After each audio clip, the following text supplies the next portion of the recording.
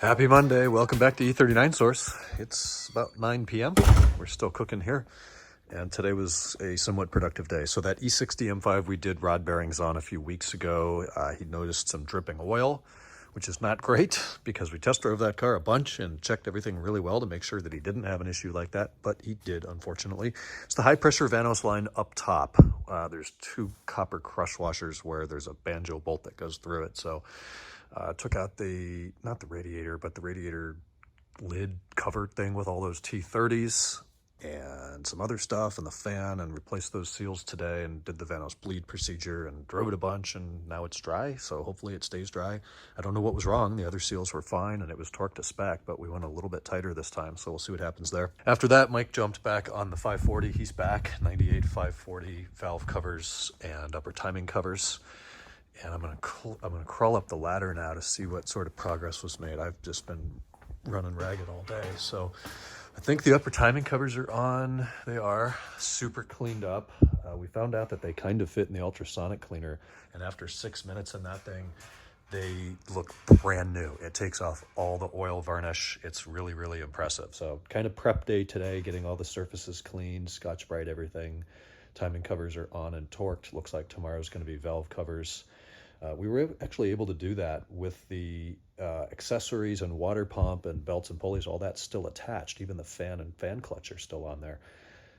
Torquing one of the lower bank 2 upper timing cover bolts was the sticking point, but we're able to use an open-ended torque wrench to get in there and get that down to either 71 or 89 inch-pounds. I don't remember if those are M6 or M8 threads. So that's coming along. They want the car back at the end of the month. They've kind of been difficult to get in touch with, but finally today I found out they've been traveling back from Belgium. So they're back in the country. We have more time with the car. Really, it's just finishing up the engine and then PDI, and I've got to figure out why the Blue Bus mic doesn't work, but then we'll have this thing out of here. F10 got a little bit of a charge today, put on the battery tender. Light was flashing green, so I just took that off since it hasn't moved in many weeks. Then we've got the 2000 low miler here, and it's about done. The brake ABS master, whatever thing went in, bled the brakes out 47,000 more times.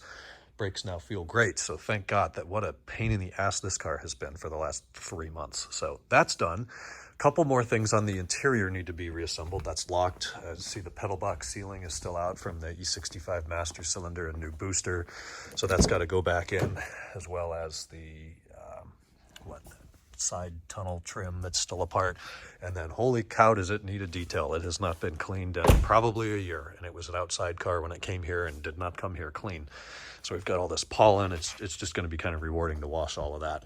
But this is the car we did the headliner in, and what made me, I had 99% confidence, but then I had 100, so that's why I did this.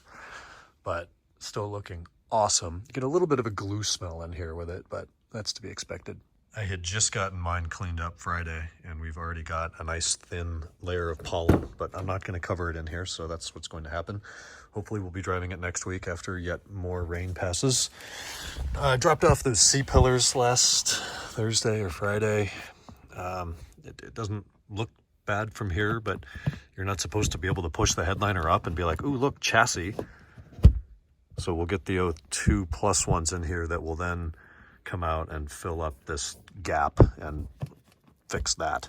I realize I'm filming into the shadows. It's dark as hell in here, and apparently my lens is dirty, but pretty happy with all of this. I have kind of the Alcantara all brushed forwards. So how do you guys like? Do you like it natural? Some people like the straight, like soccer field stripes in it. I don't really know what to do with it. I'll probably take a light clean towel and just kind of rough it up a little bit so you can see a little bit of texture like that. Don't remember if I talked about the A-pillars, but these are factory new A-pillars with new clips. Check out that fitment against the glass. If you're an E39 person, you know that the majority of those A-pillars bow way in right in the middle, sometimes so much that you can see the trim like over here, and you can look down behind it and see the airbag. Reason for that is there's a very thin, fragile plastic clip on that, and even sometimes when people bite the bullet, buy new ones or get ones that have the clip still intact, they don't clean out the broken pieces of the old clip from the fastener. In the A-pillar is a acceptor body nut fastener acceptor, as I'll call it, that's spring steel, and you've got to get a pick in there and pick out the old pieces of the clip. Otherwise, you're forcing the new clip into somewhere where it doesn't fit because it's full of broken plastic. So I did that, and they fit perfectly flush. I'm incredibly terrified to ever remove them again because I'll probably break them. So let's hope this windshield, sunroof, headliner all lasts a very long time. We can just see some very pretty new struts and new hardware and brand new springs and already dirt.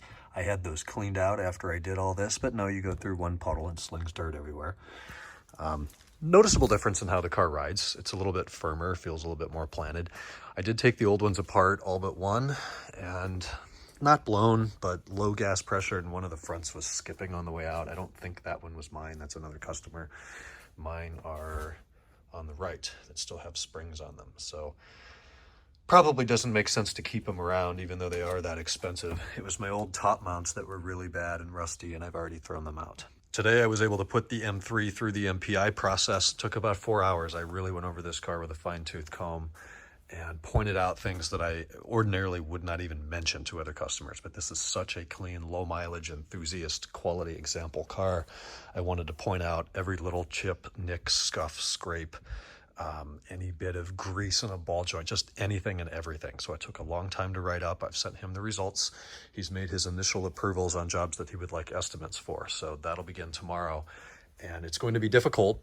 And it's going to take a lot of time because I'm not an E46 M3 specialist as of yet. Therefore, I do not have all of the canned services saved in ShopMonkey. So yeah, some of it's the same. He wants lower steering wheel trim. That's the same steering wheel as an 01 Plus M5. But for the E46 or M3 specific jobs, I'm going to have to write those from scratch. And lastly for today, we've got a E53 2001 X5 titanium silver. It's a 3.0 automatic car with a black interior. I think about 200,000 miles. It's on a replacement engine because the original one had a failed head gasket that allegedly is not from overheating. Pretty much 211,000 miles. So it came in for 4 issues, and we've addressed the first one today. Neither one of the master keys worked. Well, he reached out like a month ago and said he needs a new gasket around the rear hatch here. So I quoted him for that. I wasn't sure of the labor, so I probably gave him an estimate that was a little high. So he went out himself and bought a new gasket and put that in. He said that he had water ingress during washing. So apparently that water getting into the car damaged the antenna amplifier module, which is right here behind this plastic trim. So he went on eBay, bought a new one. Here's the original one.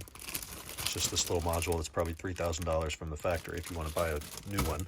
25 bucks, he gets a new one, tries to put it in, and it's got 3 connectors on it. Those standard 3-pin with the keyway. One was white, one was black, the other one's purple. So the purple one went in, and before it snapped in, it bent sideways and broke off in the new used module. And at that point, he said, nope, we're taking it to the shop. I don't want to deal with this.